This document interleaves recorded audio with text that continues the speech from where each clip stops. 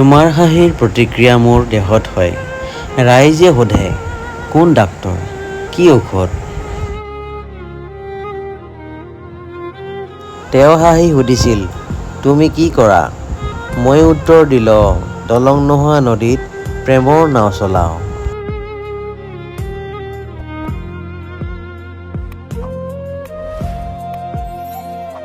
তেওঁ মোৰ লগত প্ৰেমৰ বালিমহল সাজিলে আৰু বৰষুণক খবৰটো তেওঁৱেই দিলে।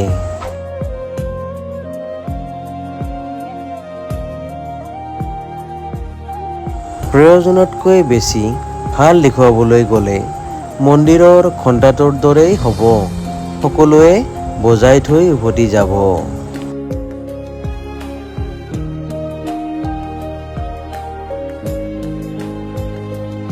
কিমান প্ৰতাৰণা এই জোনাকী পৰুৱাৰ, পোহৰ দেখুৱাই আন্ধাৰৰ ফালে হাত বাউলি মাতে।